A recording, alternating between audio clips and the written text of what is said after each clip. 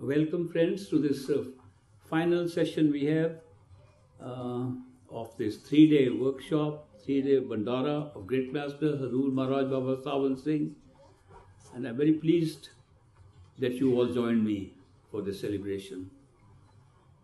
The celebration was to remember somebody who taught us the real way to go back to our true home. He told us that this is a simple way and a natural way.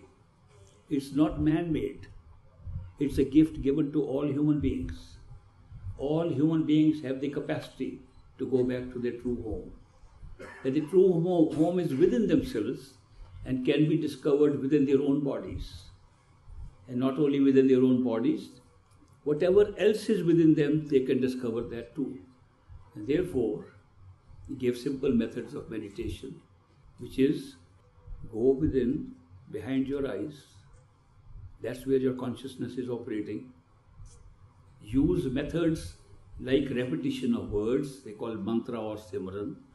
Repeat them so that the mind does not get a chance to repeat thoughts. Replace thoughts with those words. That will help you to stabilize behind the eyes. And by repetition, putting attention on listening to those words. Not mere repetition. Remember, it's more important to listen to those words than to remember what they are. Listening is the real capacity of the soul. Speaking is the capacity of the mind. And therefore, listening is more important. Once you listen to the words you are repeating, you will begin to listen to the sound of music of your own self, which lies within you. That sound can be heard within yourself and can be heard to an extent it will pull you. There are many sounds you hear like practice sounds which do not pull you. But with practice of staying behind the eyes, you will be able to get to a point where you will be able to get pulled by that sound. Once that sound pulls you, you will be able to become unaware of this physical body rapidly. Otherwise, it takes longer. So once you are able to draw your attention through this process, you are able to go within and find out this is not your entire self. This body was merely a cover upon yourself. It was a cover upon yourself to create physical experience, to create a physical world around you. After that, you go into another state and find there is a sensory system, a sensory body we call the astral body. And that body creates a whole astral world for us, where sense perceptions function without a body. Sense perceptions are active, and that is the body. It's not a body really. It's not really a physical thing. It is only sense perceptions functioning by themselves, and that's called the astral body. So all sense perceptions are the same. You can then, in that sensory body, again go within that, because it has a form, it's placed in a certain position, the senses work like that. You can withdraw your attention similarly inside and listen to another set of musical sounds that come up. And those that pull you in, and you go into another state where you even become unaware of your sensory perceptions. And that opens up something which would be called the causal plane, mental plane, where the mind can function by itself without the senses and the body.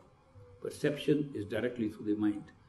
These are experiences which anybody can have with a simple practice.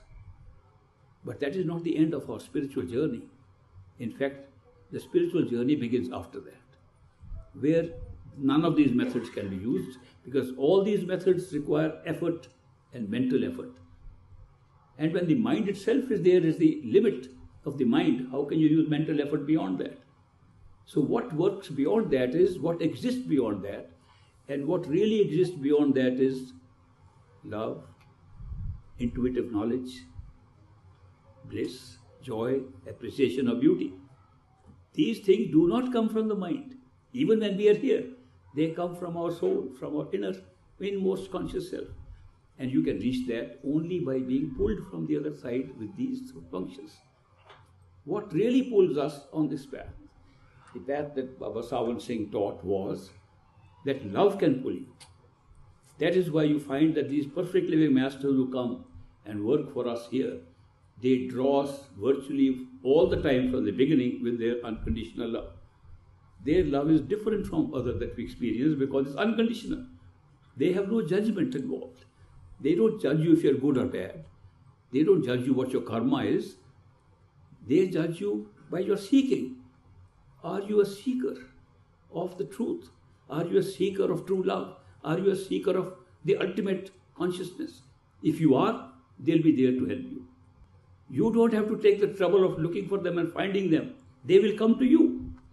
When your seeking is ready and you are ready, they will themselves appear by strange kinds of coincidences, by strange circumstances. They come into your own life, and then you recognize them in time only from their unconditional love. At the time when you go beyond the mind, which is necessary if you want to cross the threshold from where the karma, mind, space and time exist, you want to cross that, only the unconditional love pulls you. And that's the role of perfect living masters, to take you beyond the mind into your true realm of pure consciousness, pure spirit. And that is where you have ultimate love, bliss, joy, appreciation, beauty, things of which there is no opposite there. But this world has been created as the opposite of that, so that you can reach there and leave this world which is the opposite of that. This, in short, is a simple thing, and I had a great time with you. I enjoyed myself these last 3 days with you, explaining the same thing.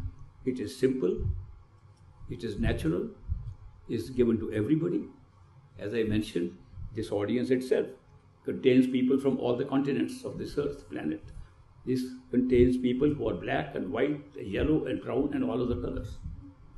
There are people of all genders. You saw children, small children and big children.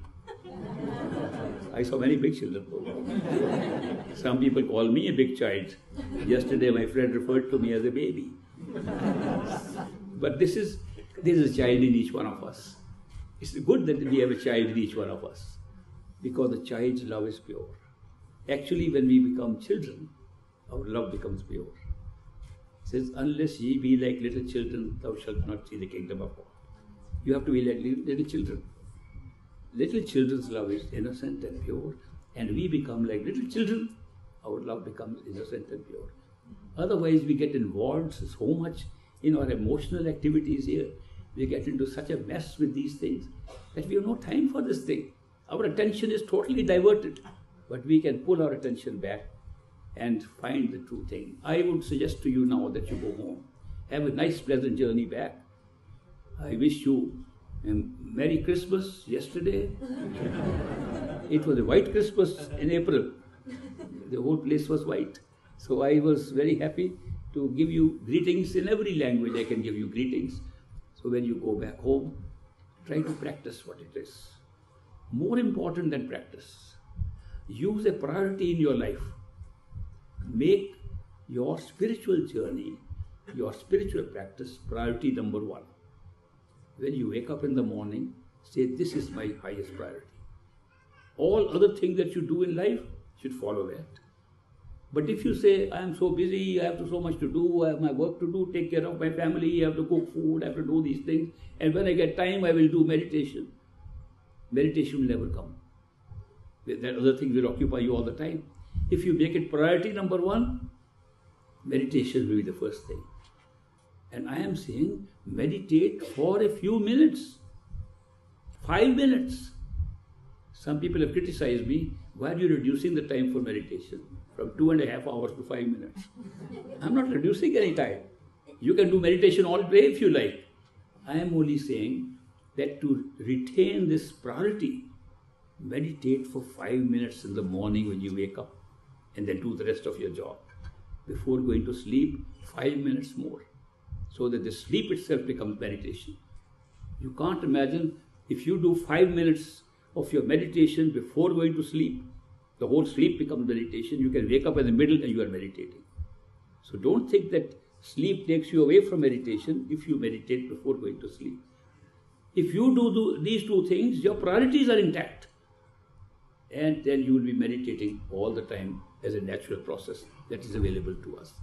I wish you all great good luck. Have a nice time back home. and I'll see you again.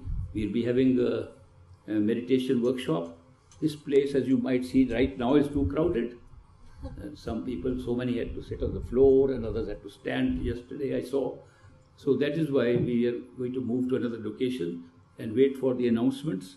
Most likely the September workshop will be another township where they found a university place which is larger, can accommodate more people in Menominee, Wisconsin. So you might like to check when announcements are made, and I'll be very happy to see you again there. Thank you very much. God bless, and go home peacefully and safely. Thank you. I'll now continue with my interviews for initiation, which were left over from yesterday. And then after I finish that, all of them may not be done today, but those who are staying until tomorrow, I'll meet them tomorrow morning. So otherwise, who only ask for interviews, they will continue for the next 2 days. Thank you very much.